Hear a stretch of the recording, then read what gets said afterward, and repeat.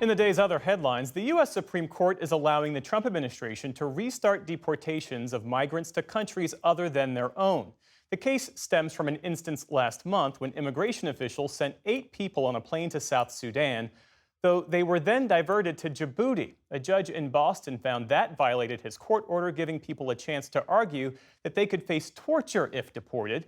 The Supreme Court said its order will remain in place while the government appeals the Boston judge's ruling.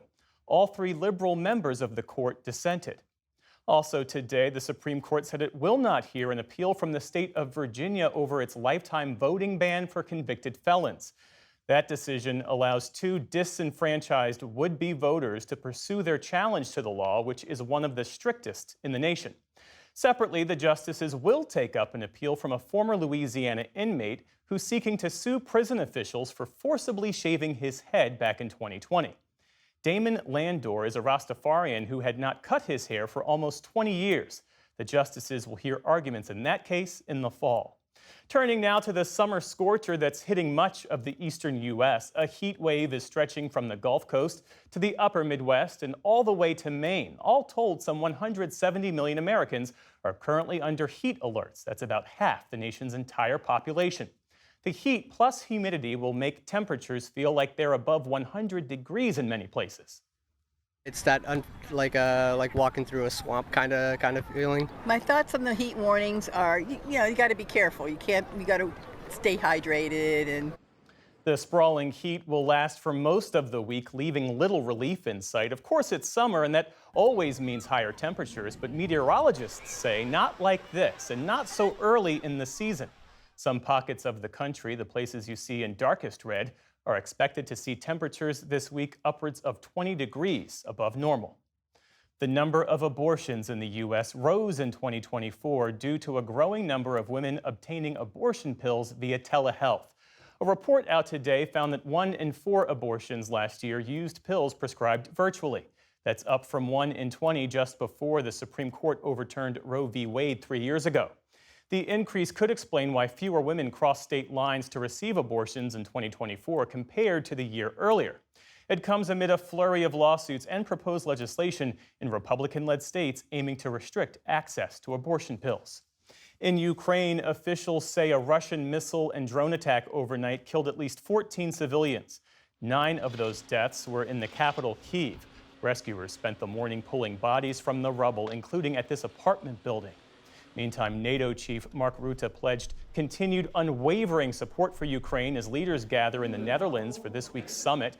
Member nations are expected to agree to a pledge to allocate 5% of their GDP to defense spending. Rutte said today there will be no opt-outs or exceptions. It is now clear what kind of investment it will take to effectively deliver what we need. And it is critical that each ally carries their fair share of the burden.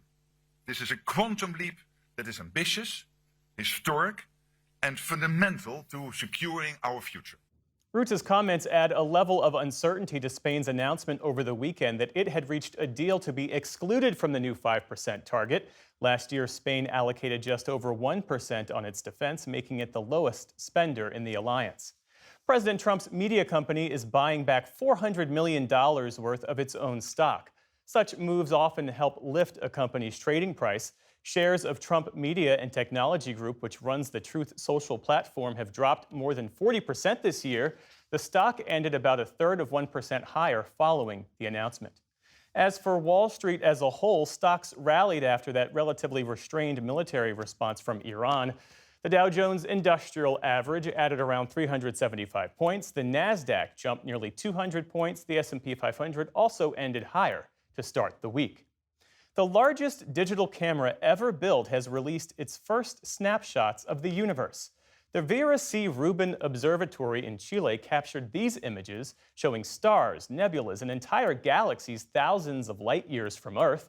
The U.S.-funded observatory will survey the southern sky for the next decade with the goal of documenting some 20 billion galaxies.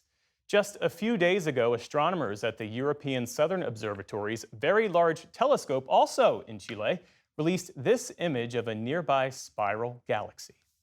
And the acclaimed war correspondent Rod Nordland has died. Over 4 decades, he covered most of the world's major conflicts for the New York Times and other publications. Nordland also wrote a memoir called Waiting for the Monsoon about living with glioblastoma. That's an aggressive form of brain cancer. He spoke to our Nick Schifrin last year about how the disease changed him for the better. The tumor made me look at the mistakes I had made in life and do things to correct them, and really did bring me a second life, which was a tremendous gift, an opportunity to fix whatever I had done wrong in the first life. Rod Nordland was 75 years old. Still to come on the NewsHour, New York City prepares to vote in a primary race that could forecast the future of the Democratic Party. Republican Senator Lisa Murkowski discusses her new memoir, and Tamara Keith and Amy Walter break down the latest political headlines. This is the PBS NewsHour from the David M. Rubenstein Studio at WETA in Washington, and in the West from the Walter Cronkite School of Journalism at Arizona State University.